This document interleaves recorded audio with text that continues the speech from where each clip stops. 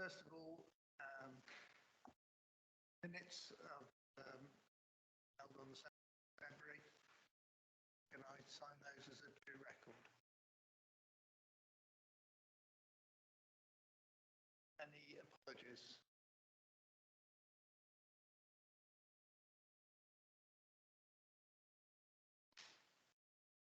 Declarations of interest.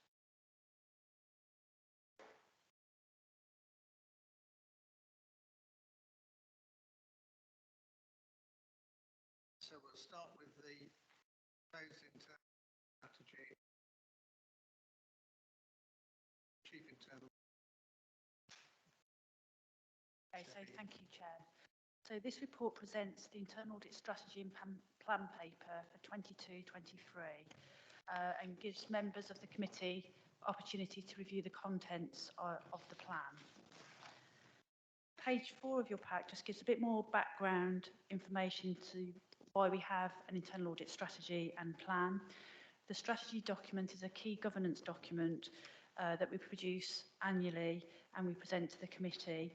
The strategy is an important document because it really does set out how we produce the audit plan for the year ahead and provides the detail of the methodology in terms of the risk assessment process, the key principles that we apply in determining the plan, and also the resources to deliver it.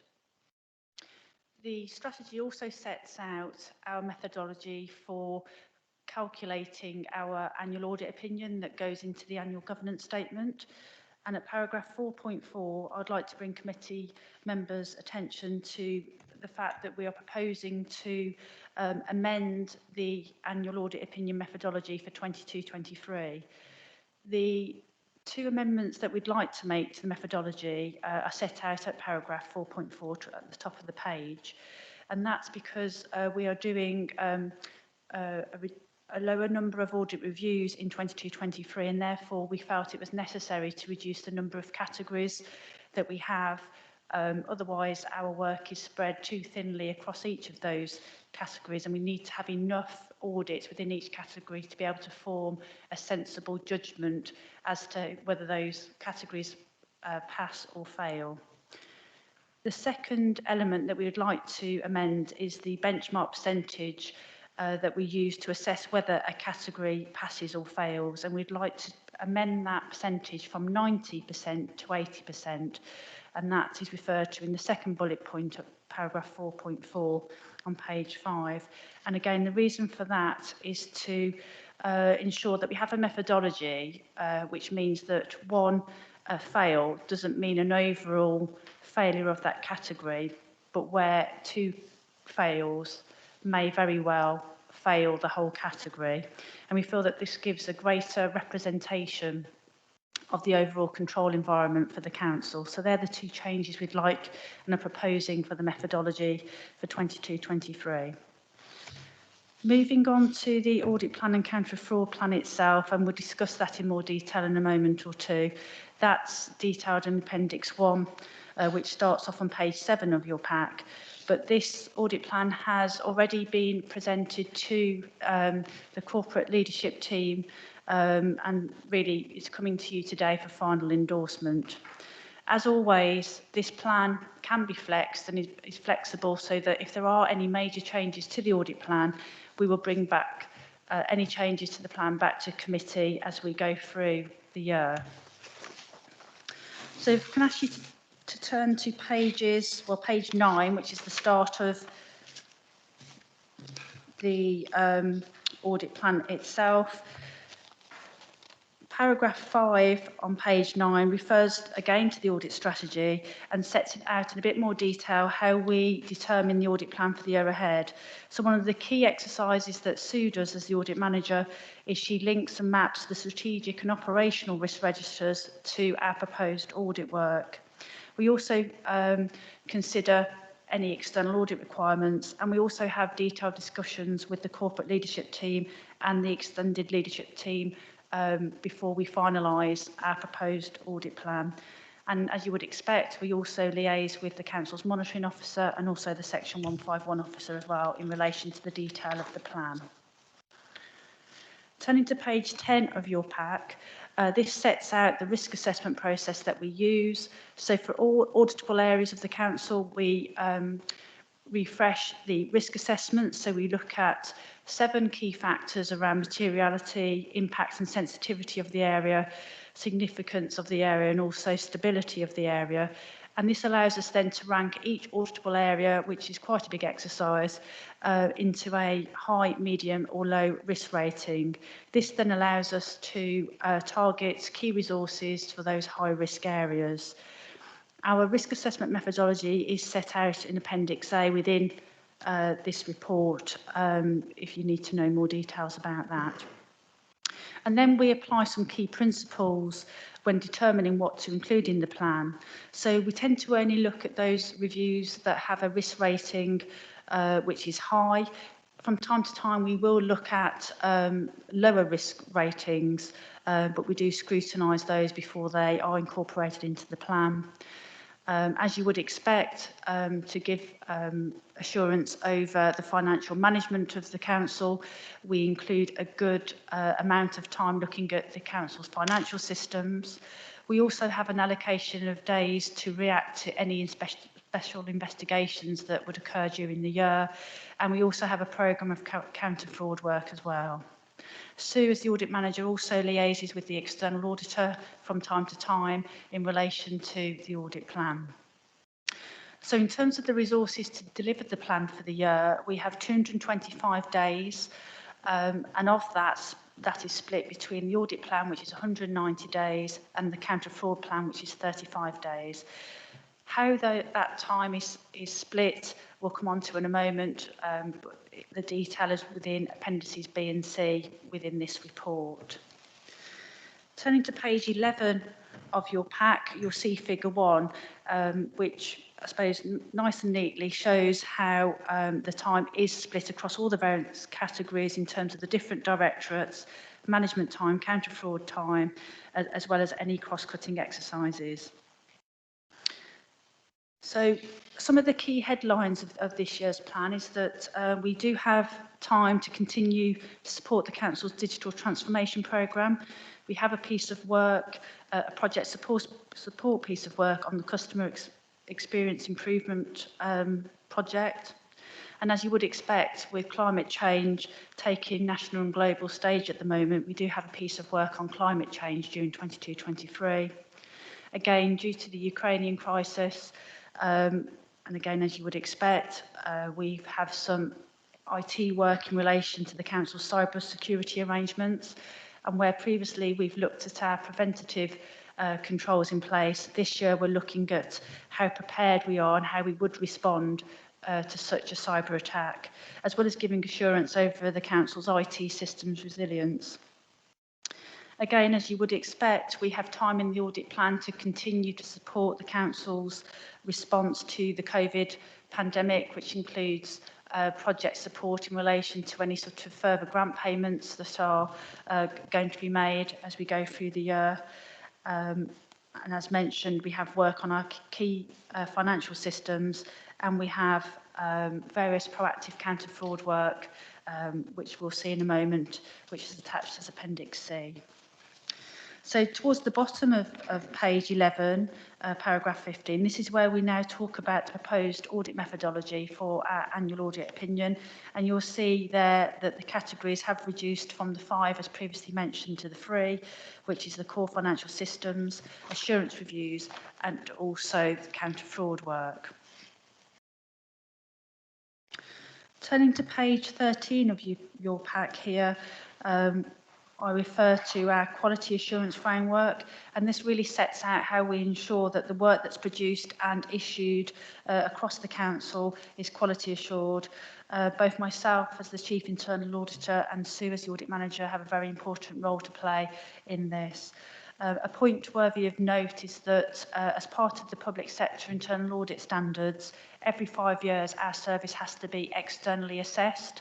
That was last done in January 2018. So as we go towards the end of this new financial year, we're looking to procure the services of an external assessor to reassess us. The results of that assessment will be fed back to the Audit and Risk Committee once that's done as well.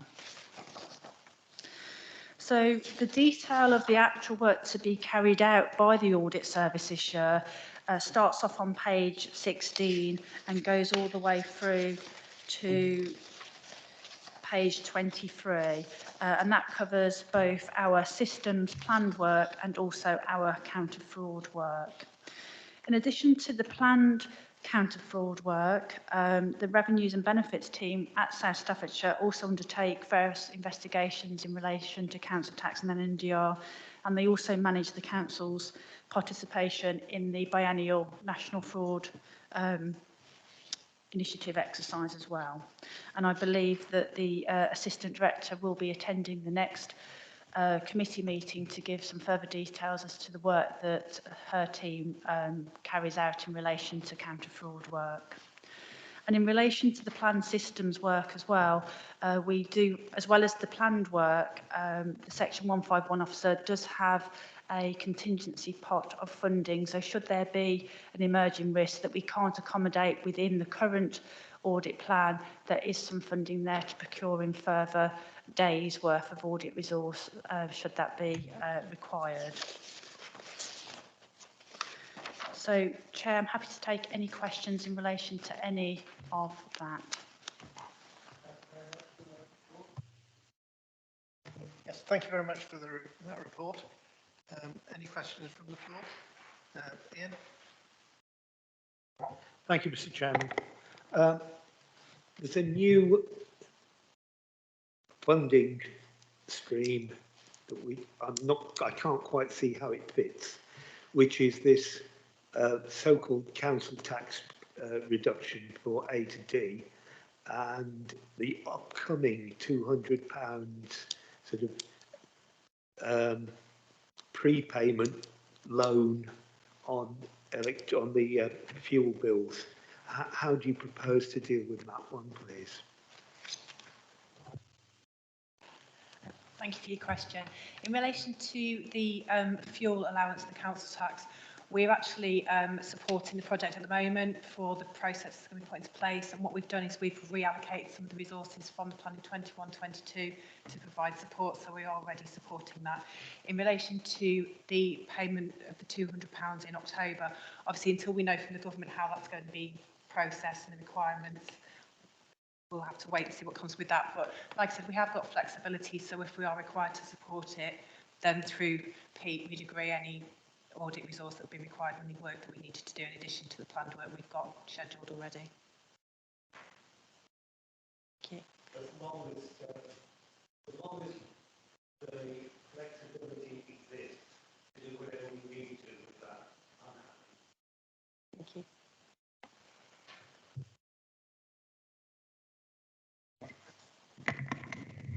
Thank you, Chairman. Just a couple of simple questions, a little bit that I don't understand. On the diagram, you mentioned cross-cutting on your pie chart. Can you just explain that to me, because I don't understand what cross-cutting is?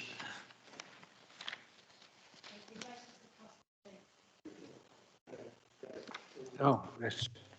Okay. In relation to the cross-cutting areas, so these are some of the audit reviews that aren't maybe specifically sitting in a service area. They can be covered across the council. So, for example, recruitment could be touching on any part of the council. The digital transformation, although this one is concentrating on the customer experience, obviously the customer experience, again, can touch on a number of service areas. So, and climate change as well. So those are reviews that don't specifically naturally sit within one, fundamentally within one area. They could be across a number. Okay, thanks. A second one, if I may, John. On page 17, you meant in recruitment, you mentioned iTrent recruitment module. Can you give us a bit of an expand on that? What is it, and etc.? In relation to the iTrent, obviously iTrent is the HR system that we use within the council, and that module is built to facilitate more the recruitment process, so electronic applications, online forms, etc. So it's looking at how that links in with the systems we've currently got. So iTrent is the HR system, effectively. Is this a new thing? Oh, I'm surprised that something on recruitment has only been sort of mentioned now, and then the council's been recruiting people for God knows how many decades now, and that sort of brought up in this year. Just it's a bit of a sets my mind thinking, what have we been doing for the last 120, 30 years or whatever? Is it new, and why? We have done recruitment audits in the past and obviously looked at the old processes, and obviously we have done recruitment, we've got processes in place, but this is as part, I suppose, with digital things going more electronically and online, it's to support that process. So we obviously have had things in place, it's just that this module is only just coming online this year, and it's been a number of years since we've looked at recruitment, so it seemed like an appropriate time to look at it again to see how the new system's working and change the process just to make sure that's all still as we expect it to be and we haven't changed any controls. Is there a cost to us, and is it just HR that's using it? I'm still a little confused about this. Is it HR using it, and is it a cost to us about the basic?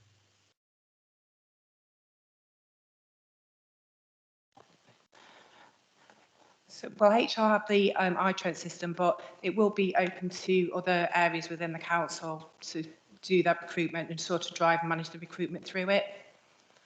So it's just to expedite the process, I suppose, and find there'll be some efficiencies within that process through it, which is why we want to look at it to make sure that we're generating those efficiencies. In terms of cost, I don't know, to be honest, what the cost of it is at the moment. You don't know about cost? You don't know if it's a cost to us, or is it a off-the-shelf module, or yeah, okay, Peter. Thanks, Councillor Watson. So there is a cost to us for taking on that additional module. It is streamlining the systems and making them more digital for the 21st century, as Sue has outlined. That additional cost, it was quite small, but that was approved by CLT, and there was funding as part of the MTFS for that. So it's not unfunded cost.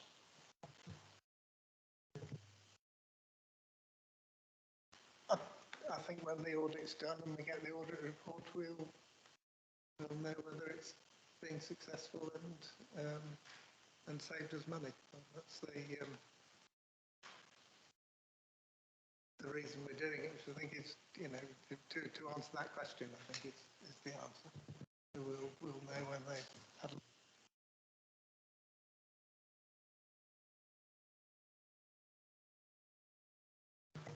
Right, we've got 3 recommendations here. First one, to approve the internal audit. Oh, David, yes? Yeah. This goes to the 106 agreement, which we've been having talks about and meetings about for a long, long time now. And I'm looking at page 19, item 1.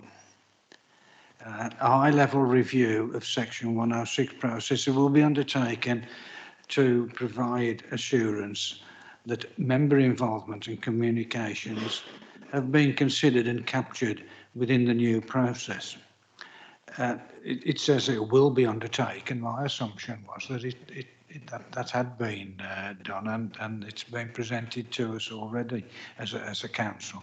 The bit that I didn't agree with was that the members, we were being consulted at the beginning of the planning process, but we weren't being consulted again until after the 106 agreement had been signed, which is really too late for us as members to have any further input. Once it's been signed, I believe it becomes a contracted agreement in law, and we're stuck with it, as it were. What we wanted as members was that to have some involvement before the Section 106 agreement was signed, so that we could have some final input. at the moment, we've only got the initial input. And I think this is relevant to members because in the past, we've had apparently 106 agreements signed off, only to be changed, apparently, I'm led to believe, changed at a later date without any consultation with members. And that, of course, has created some resentment and upset. What I'd like to make sure on that is that the process that you mentioned there does give us as members some input before the final 106 is signed. We will be at the moment we're allowed to look at it afterwards, but that isn't really what's required by the members. Can you enlighten me a little bit more on that 106 process? And are the members going to be involved, going to be consulted before they're signed?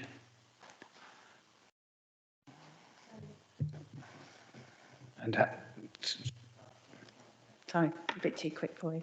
Yeah, so the audit plan will give an independent review of where the member involvement exists and then can make any further recommendations. So we can take on board your comments. We're yet to look at that process. So we will take a small sample and just see where members touch that process, and then we can feed that back into the audit report. So our review will actually look at that. So as part of that process, if members are saying, or the process is that you only look at it right at the beginning and right at the end afterwards, then that's what will come out in the audit report. can I? Yeah, Barry, yes. My understanding is that members will be consulted before the 106 agreement is signed up or drawn up by the legal people. This was part of the discussion that we had at both planning committee and I think elsewhere I've been involved in this discussion, that the 106 discussions will take place at the start of the planning process, and that before the legal people start drawing up the 106 agreement and there is an agreement with the developer, then members will have, the local members will have their input into that. And it was quite categoric. And I would point out to members that we are discussing the audit process, not the 106 process in this meeting, Chairman. Thank you, Barry. I think there might be some confusion because for the first time, an email has been sent to the parish councils detailing. We've had one, or I've had one. I think it's gone to the parish council in Codsall, detailing the amounts and the dates and who it should be used for and who it should be paid to of all the 106s in our area. It says at the top, this information is for the parish councils and not to be divulged to general public. So it might be that this is what you're thinking of. Certainly with the parish councils, it's going to be, there's two sides to the story. It is going to be difficult having members and too many people trying to negotiate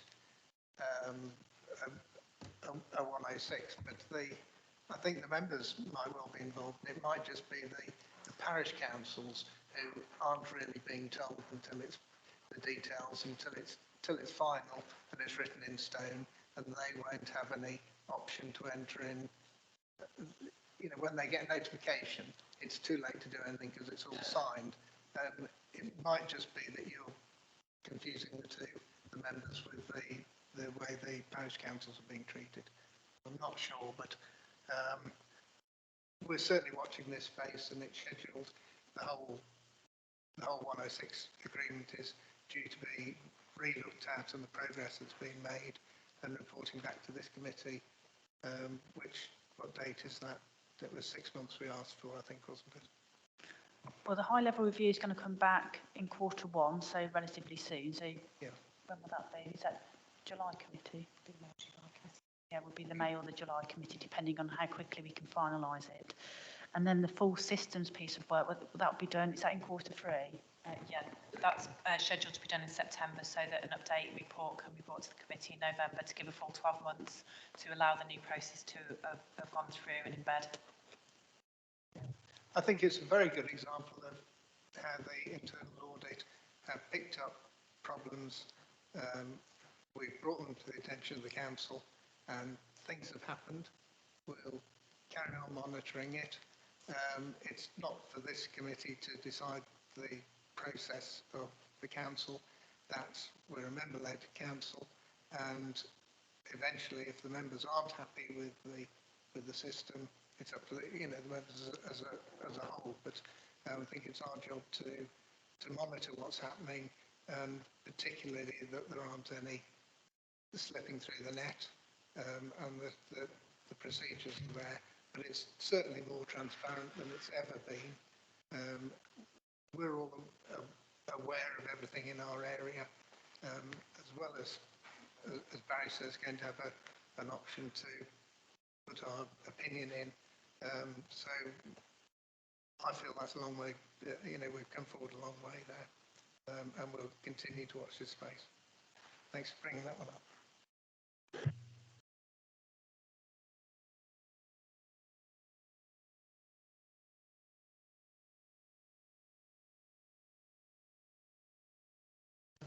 First of all, to approve the internal audit strategy for 2022-23. Do we all approve that? That's approved. Secondly, to review the proposed coverage of the internal audit plan and counter-fraud plan, which we've done. And thirdly, to recommend approval of the internal audit plan and counter-fraud plan for 2022-23 to the S151 officer. Do we all agree to recommend approval? That's okay. Right, moving on to the next item. Review of the internal audit charter. Report again from the Chief Internal Auditor. Okay, so thank you, Chair. So it's on page 27 of your pack. So this report presents the internal audit charter for 2022. If I can ask you to turn to page 28 of your pack, this gives you some further background as to why we are required to have an internal audit charter. So our public sector internal audit standards and also the local government application note does require that the purpose, authority and responsibility of the audit service is formally laid out in a charter. And at Appendix 1, you will see the charter in full. So some of the key sections of that charter include where internal audit is positioned within the organisation, its reporting lines, its access to key personnel information and records, the scope of internal audit activities, the different roles in terms of the role of the Audit and Risk Committee, the Section 151 officer, the Chief Internal Auditor, as well as the corporate leadership team, and as well as things in relation to data protection and privacy notices as well. So there's quite a lot in this document. So the audit charter was first approved by the committee back in April 2015, and since then it has been reviewed annually by the committee and approved. In 2020, there was a complete refresh of the charter to take account of the latest revisions of the public sector internal audit standards that was published in 2017, the local government application note that was revised in 2019, and also to take account of our very first external quality assessment back in 2018. Today, the charter that's been presented to you has been revised to reflect the new ways of working in terms of the services now being provided by Staffordshire County Council. So this is Staffordshire County Council's Internal Audit Services Charter. However, it has been modified to reflect the management and governance structures within South Staffordshire, as well as our new ways of working, because we have implemented a new audit management system, Pentana, which needed to be also reflected in the charter. I can say that the charter does conform to the public sector internal audit standards and the local government application notes, so everything that should be in the charter is in the charter. So the full charter is set out in Appendix 1, which starts off on page 30 of your pack and goes all the way up to page 49 of your pack. The sections within the charter largely remain the same as previous. It's just some of that detail, like I referred to earlier, has been slightly modified because of the fact that we are now, as Staffordshire County Council, are undertaking the service. And like I say, we have had some changes to working practices because we've got a new audit management system in place. So, Chair, I'm happy to take any questions in relation to any of that detail. Thank you again. Any questions from the floor? Okay. Thank you, Chairman. Are there many changes? And I mean, I would assume that 95% of this document is as it was. So, would it be easy for you to tell us where the changes are and how significant they are?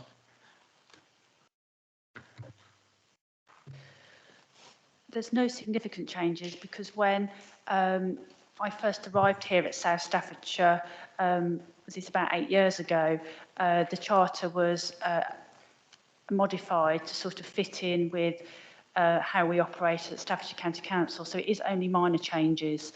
Some of the important parts within this section around how we form our audit opinions, and that remains unchanged. That's probably would be the most significant of the sections, and that has stayed the same, so that hasn't been changed at all.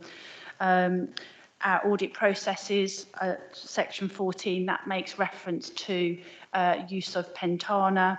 And we also make reference, I believe, to the fact that our recommendation tracking, whilst we've always monitored recommendations through to completion, we are going to be rolling out a new online portal, which is one of the facilities within the new Pentana system, which allows, we think it will be a great benefit to the council actually, allows auditees and senior management to look at their recommendations as and when they want and to update them as and when they want in terms of whether they've been implemented, so it's in real time. So there's nothing of any major significant changes to this document.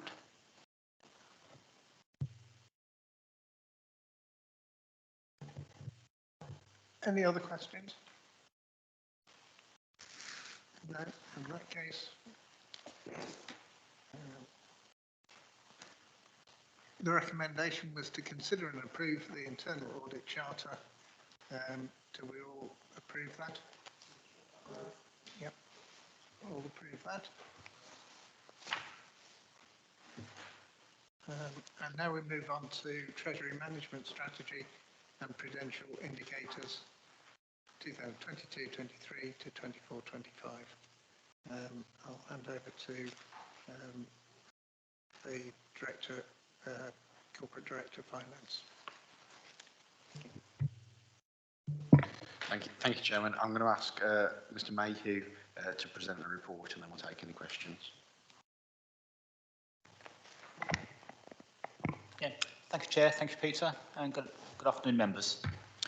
The report before you pack today on the Treasury Strategy is a report that this committee receives each year, and it is part of the statutory requirement of all local authorities that the Treasury Strategy for their council is ultimately approved by full council of all members. The purpose of bringing it to yourselves this afternoon is to get your approval for the recommendations to be taken in due course to full council. It's a detailed report. I'll just spend no more than 5 minutes taking members through the main highlights, but happy myself and or my colleague Pete to answer any questions that members may have afterwards. And the key reason why local authorities are asked to approve a report around Treasury Strategy is fundamentally it's about safety. It's about keeping yourselves as members safe, ourselves as officers safe, and ultimately the resources that belong to the taxpayers of South Staffordshire safe from, in the ultimate example, a significant catastrophic even loss of funds if there was an imprudent investment made that would cause problems further down the line. But beyond that key headline, It's also about keeping ourselves safe in terms of statutory guidance and the rules upon which local authorities are required to manage their finances. The underpinning guidance which flows throughout the Treasury strategy is a set for prudential code, a code that's frequently updated to take into account current trends and priorities.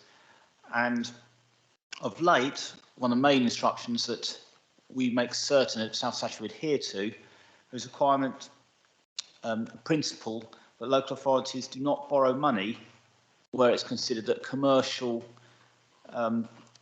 profit is the primary aim of that investment. So it's been quite a hard push by central government of late to make sure that local authorities are not engaging in investments simply for the purpose of commercial gain and nothing else. It's an area we're very confident we adhere to in South Staffordshire, a case in point being the newly refurbished council house we're sitting in right now, whereby, yes, there's a commercial element to it, and yes, the business case for building it was predicated that there would be commercial returns in the form of rental income from it, but the benefits of the council house are far wider than simply commercial gain. Just one example how we think we're keeping very much within the parameters of that requirement. Ultimately, what the Treasury strategy does is it provides guidance and parameters. Yourselves as members approve the parameters set out in terms of the capital financial requirement, the levels at which we can invest in different counterparties, the minimum revenue provision we set aside to repay borrowing within our financial accounts. And by setting those parameters, it enables the officers to conduct Treasury business on a day-to-day basis, knowing that they're not going to breach any of the limits that are set and approved by full council. And 21-22 has been a good example of how those parameters as set out have worked very well and to the council's benefit in practice. We knew around about this time last year that in order to finance our borrowing or finance our capital programme over the next years, we would have to undertake a significant amount of borrowing. And through our expert financial advice we get from Link and Appendix E to this report, if that gives a snapshot of the current advice that Link are offering in terms of interest rates and likely economic outlook. That's just a snapshot, and it's advice that we get throughout the year, regularly updated in the changing world, and that enabled us to ensure we undertook initially at this time last year short-term investments when interest rates were very low, and we had expectations they would continue to be low at least until the autumn.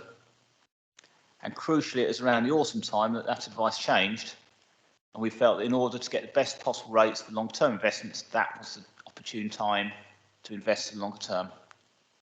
And that advice worked very well for us, and it's enabled us to make some considerable savings in the MTFS compared to where we felt the position might be.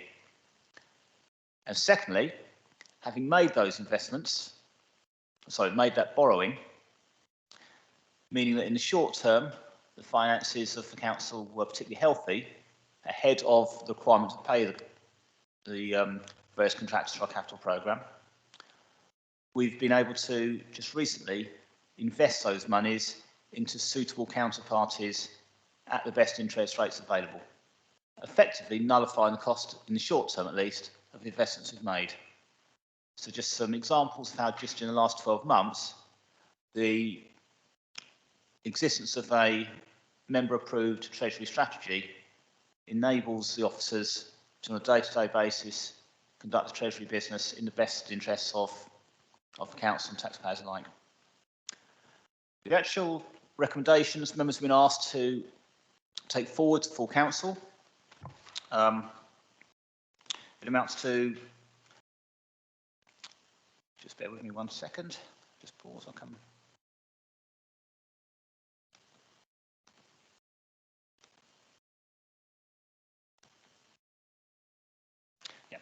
Members are asked to approve the different prudential indicators and limits for the years 22-23 through to 24-25, all detailed in Appendix A of the report. Members are asked to recommend to full council the minimum revenue provision statement in Appendix A, effectively the minimum revenue provision is the repayment of principal on our borrowing.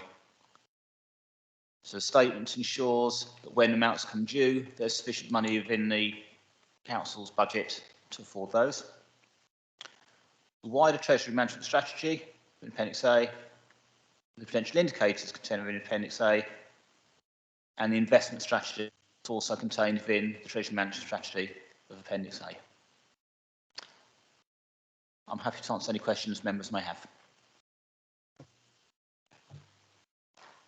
David, do you have a question? Excuse me. Thank you, John. It's very comprehensive, this, and it takes some reading, doesn't it, from a layman's point of view. It takes some reading. But we saw the similar report last year, I believe.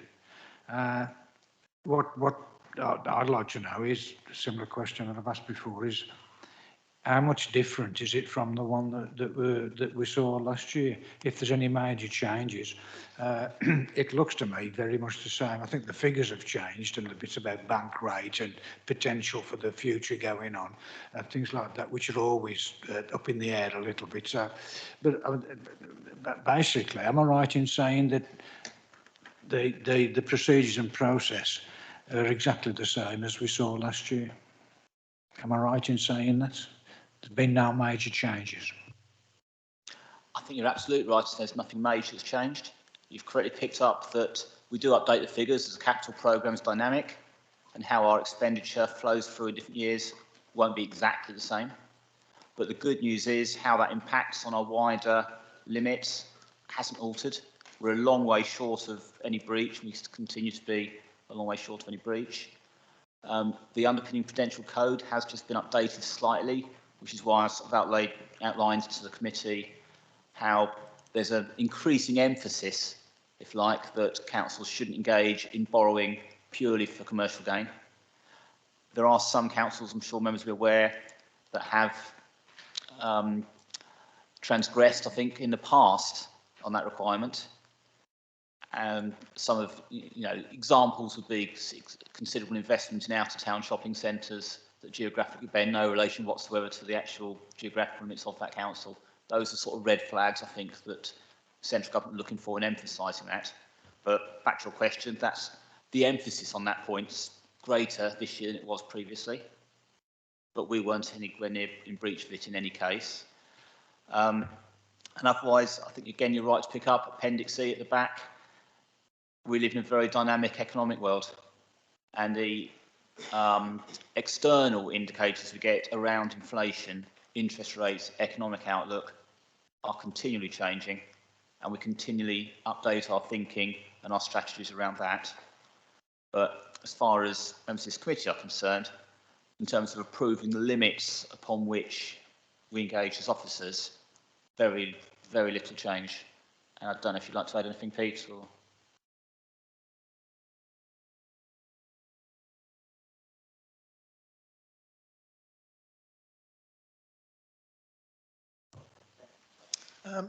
I've got a question, John.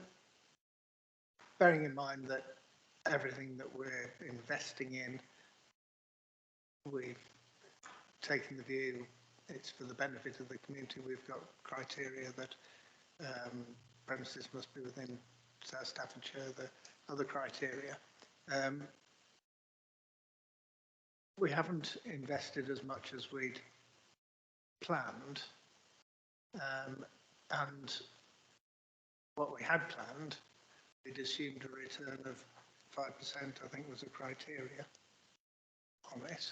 Are we, were we relying on the return element of those investments in our forecasts, or is that insignificant? And really what I think I was getting at, in a changing world, and it's becoming more difficult to find investment properties with a better rate of return, should we be looking at our criteria and maybe looking at slightly lower rate of return, and it still might be favourable investment and done in a prudent way?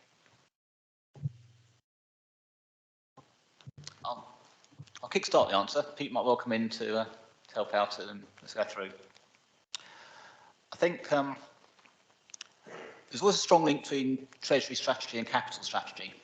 And the capital strategy reports will come to this committee, I think, in the next cycle or next federal meeting. And I think that will address the question you've asked far more directly.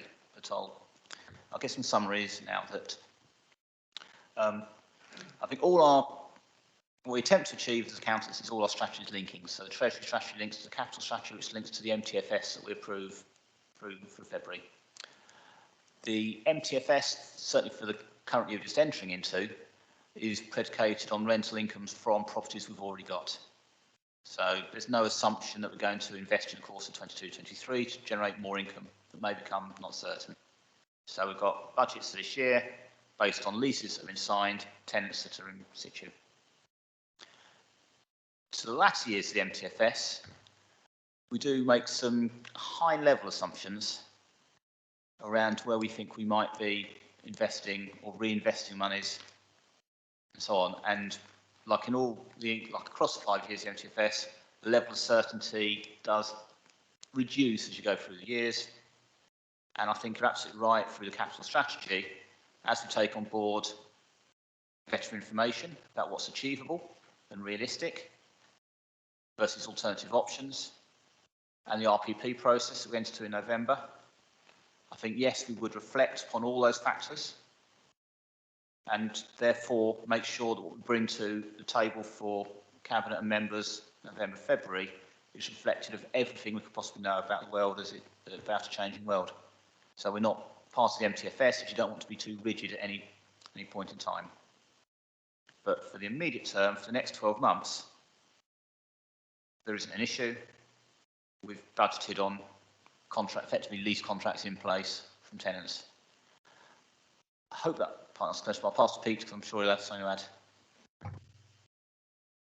add. Thanks, John. Just two further comments, I think, to make, Chairman. Firstly, our appraisal process for any new developments that may come forward, taking on board John's point around the prudential code and not looking purely for commercial gain. There's a much broader business case now as to why we'd enter that. And we would look at a number of criteria. So we don't have a fixed, we must earn 5%. That would be based on payback, on net present value, effectively a number of criteria as to whether it's financially affordable and prudent for us as an authority to invest. Picking up on where we are in terms of those planned investments, members will be aware that we recently completed the sale of Hilton and earned around £4 million worth of capital receipt from that. We'll be looking to invest that when an appropriate investment comes forward that meets all of those criteria. We've been fortunate in that, going back to Councillor Lockley's point earlier, this time last year we'd made assumptions around borrowing at a much higher interest rate that we ended up securing at a lower rate. So the savings that we've made in our borrowing effectively are offsetting any income we could have been earning from making that investment and buying that time really to make sure that we make the right prudent investment when it comes forward.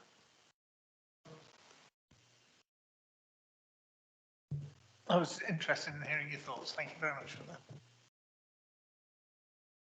Any other questions? Oh, Ian.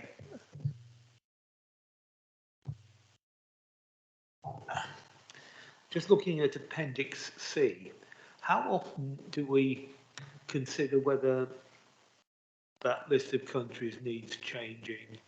I mean, obviously, I know we haven't got any exposure to Ukraine or Russia, but there is a potential from what the Russians are saying about risks in Sweden and in Finland. So we do need to be keeping an eye on that. I just wondered how often that's done.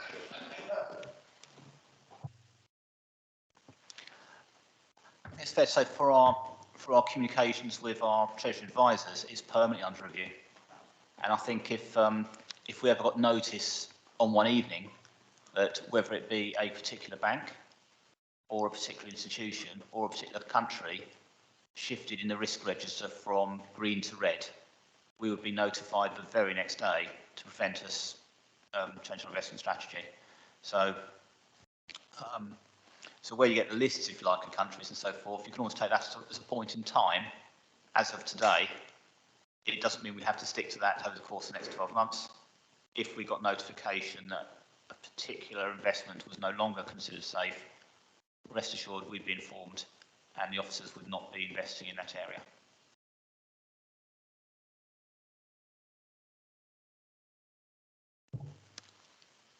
If we have no more questions,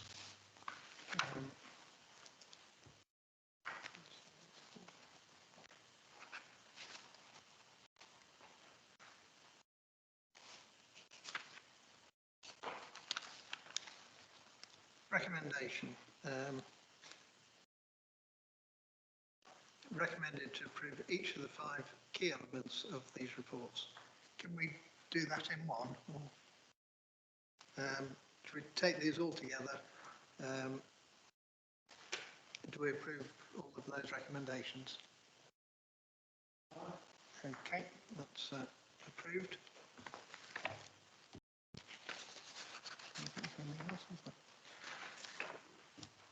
Thank you very much, everybody. Draw the meeting to a close.